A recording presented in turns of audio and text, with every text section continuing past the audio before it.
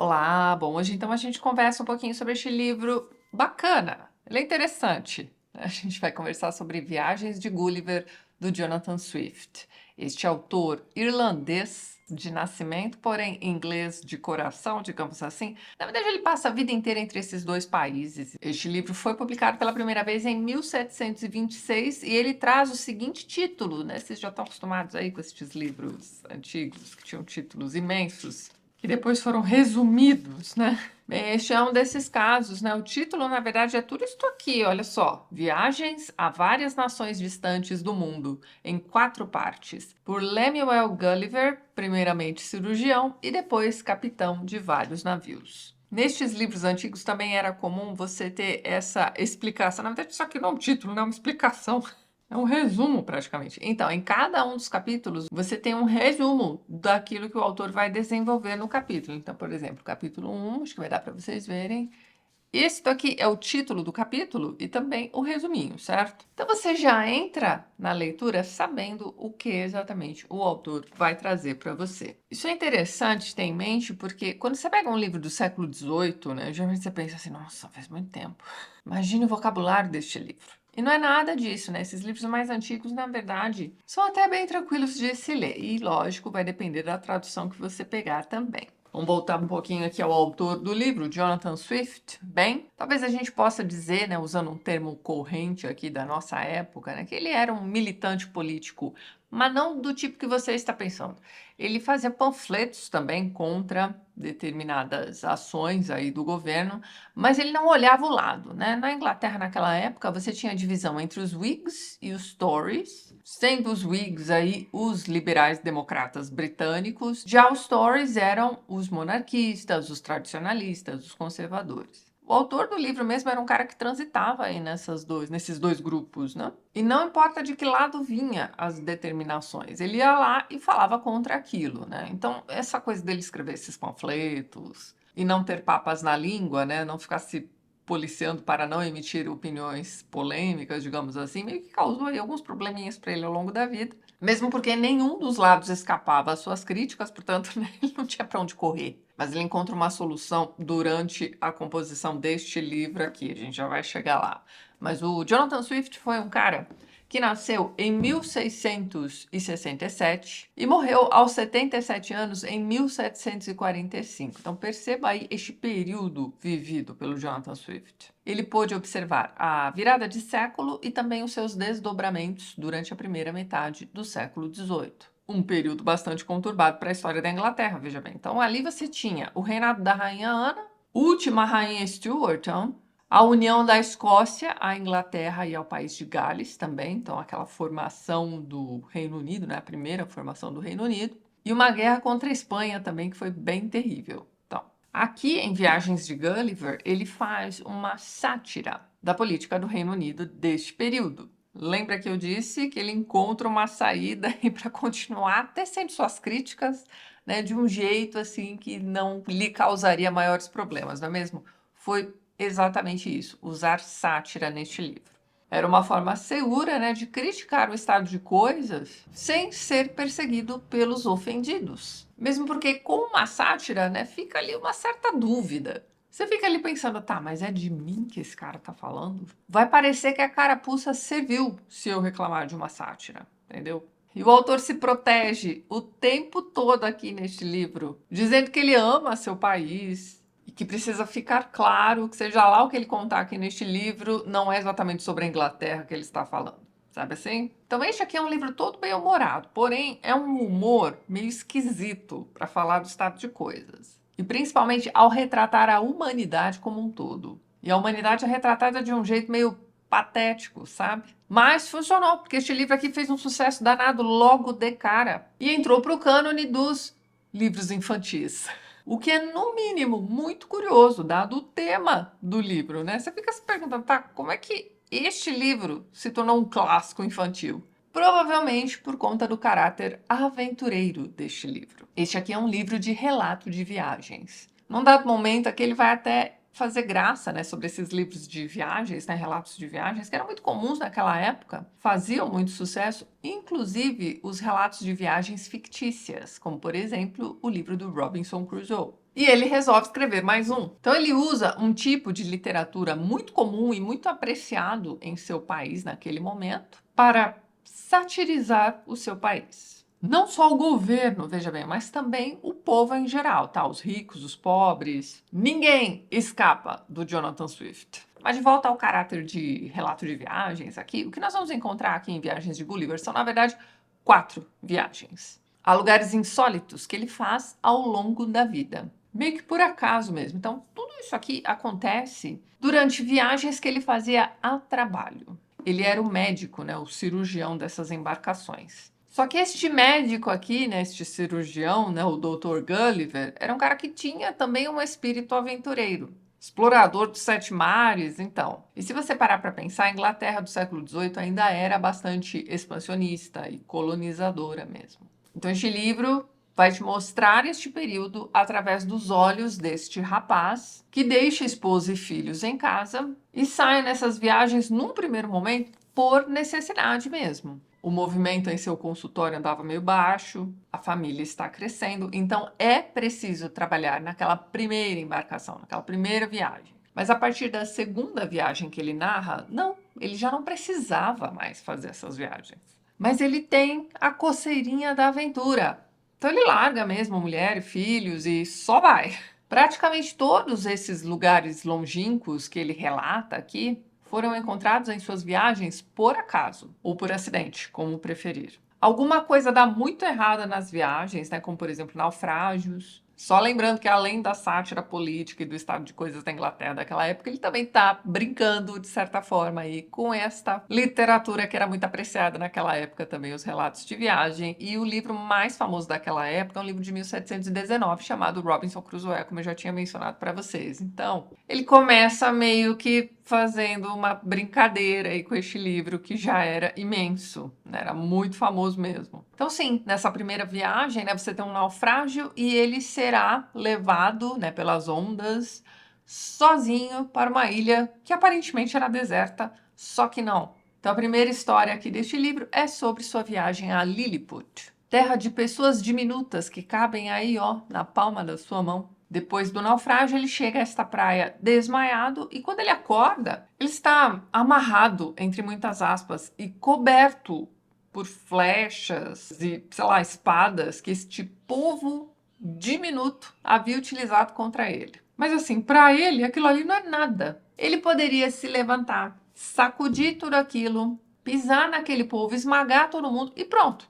Mas a curiosidade e seu espírito de explorador o fazem querer aprender com aquele povo. Mas então, essa primeira imagem que eu comentei com vocês, na verdade, é bem mais antiga do que Viagens de Gulliver. Vem da mitologia grega, olha só, e das aventuras do herói Hércules depois ali da realização de seus 12 trabalhos. Bem, é dito que havia um gigante valentão na Líbia, que obrigava todo mundo que quisesse entrar ali a lutar com ele.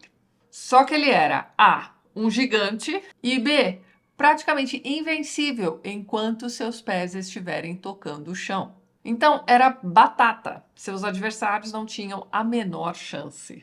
Até que um belo dia o Hércules descobre um jeito de vencer esse gigante chamado Anteu, hein? Então, é muito fácil, é só mantê-lo suspenso, sem poder tocar seus pés no chão. E aí fica sussa, como nessa imagem que eu estou mostrando aí para vocês, mas então. E é assim que Hércules vence o gigante Anteu. Só que aquilo ali demora, dá trabalho. Ele tem que ficar segurando esse gigante aí um tempão. Bem, quando a luta finalmente termina e ele sai vencedor, ele está extremamente cansado e resolve tirar uma sonequinha. E quando ele acorda, ele descobre que está amarrado e coberto por agulhas, né?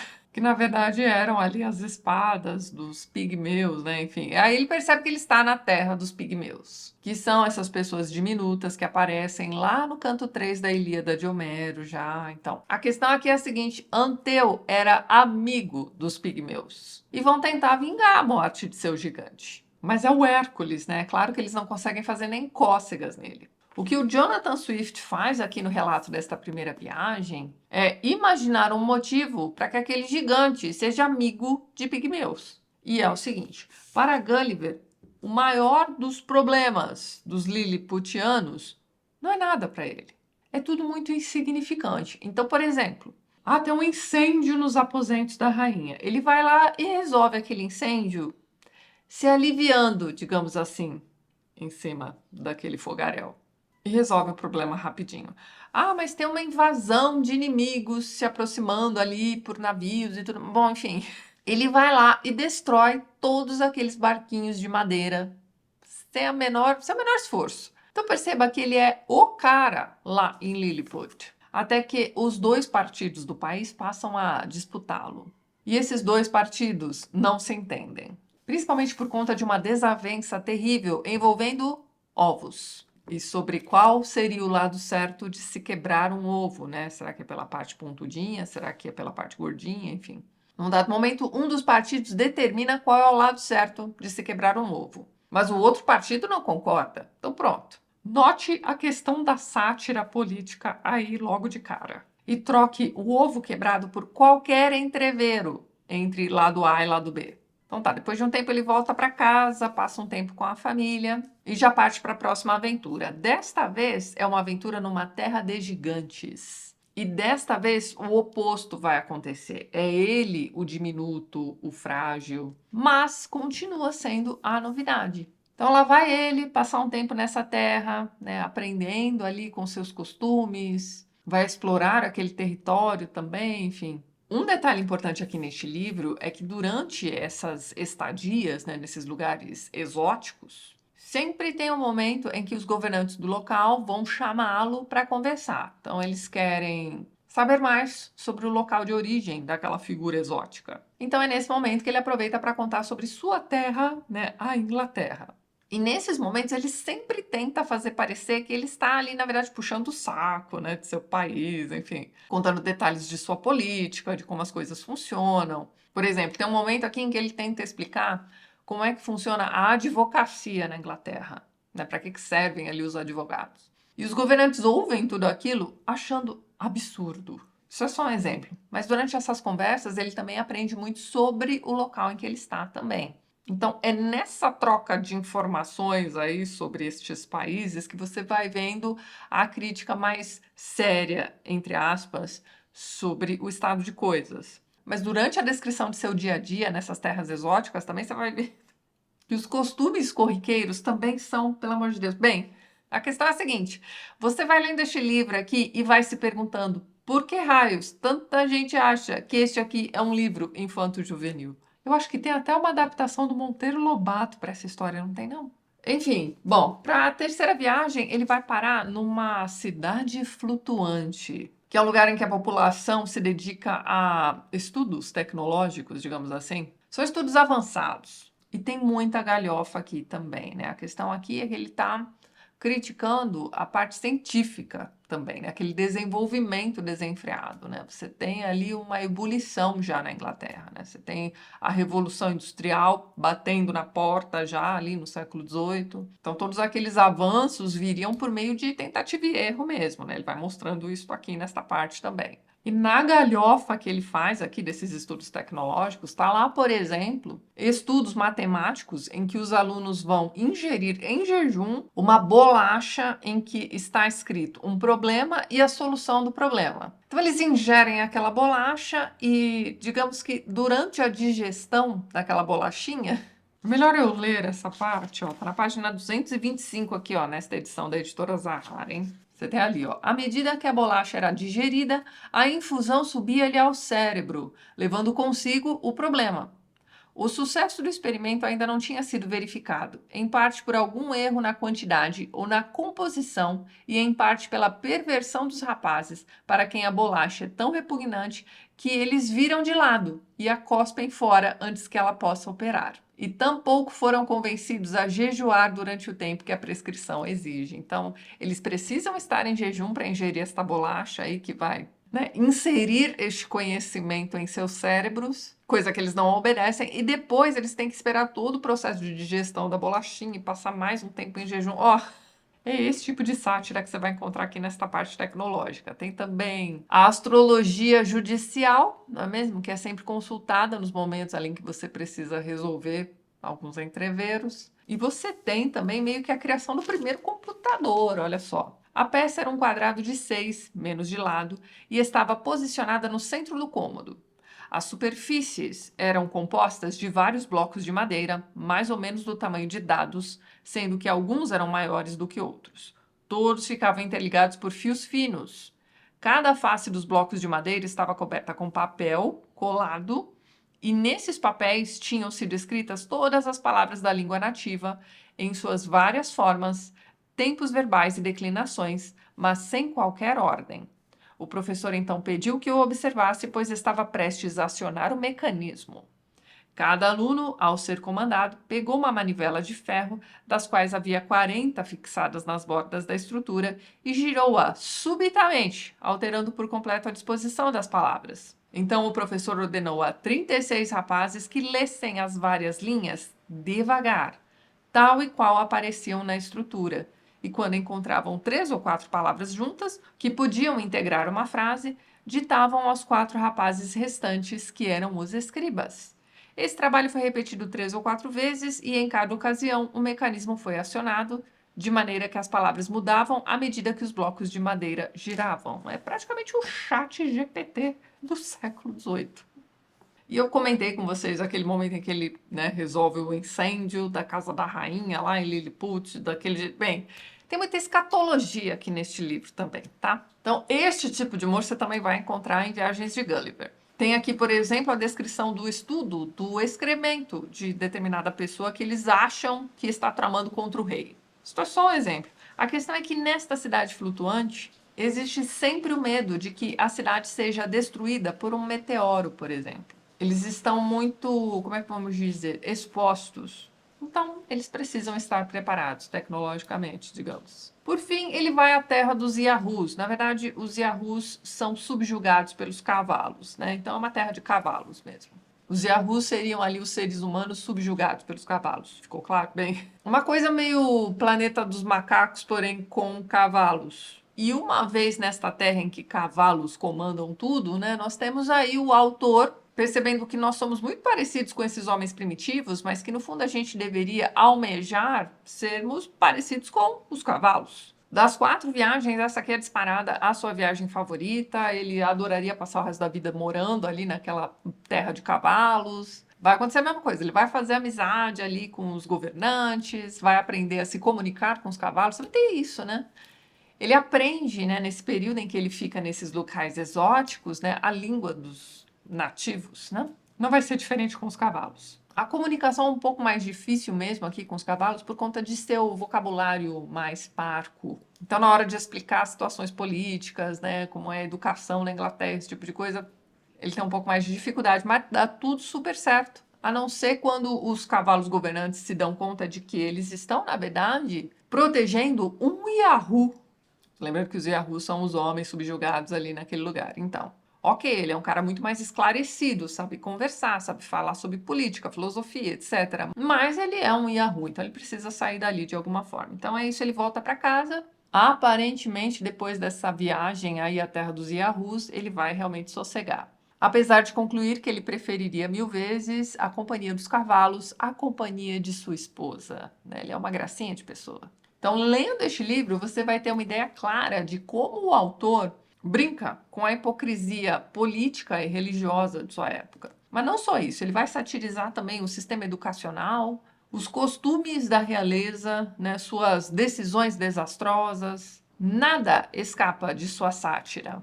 Ele também mostra os vícios do povão e vai criticar o comportamento ruim mesmo dessas pessoas, que as levam a viver em um nível inferior ao dos animais. E a conclusão dele aqui é de que ele, né, prefere realmente o convívio com animais ao convívio com os britânicos de sua época, inclusive sua família, tá? Quando ele vive lá na Terra dos Gigantes, ele vê todo mundo com uma lupa, né? Eles são gigantescos, ele é diminuto, né? Enfim. E os defeitos ficam muito evidentes para ele, né? Ficam insuportáveis mesmo. Até que quando ele volta para casa depois daquela viagem, ele precisa de um tempo, né? Então, assim, ele não consegue nem jantar em companhia da esposa e dos filhos, né? Porque ele precisa se reacostumar com as pessoas de seu tamanho e meio que tentar esquecer os defeitos que ele via, né?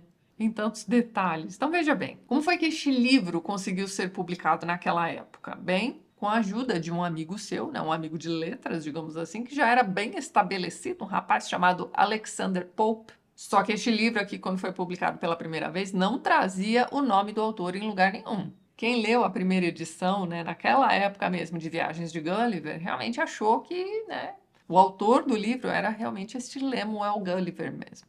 O livro ficou muito famoso, vendeu muito mesmo para aquela época. Foi traduzido em outros países, né? Isso só aumentou aí a sua fama. E só depois de muito tempo o nome do autor passou a aparecer aqui na capa do livro também. Este livro continua a ser publicado até hoje. Aqui no Brasil é fácil de encontrar pelo menos 3 edições de editoras boas, tá? Para esta história.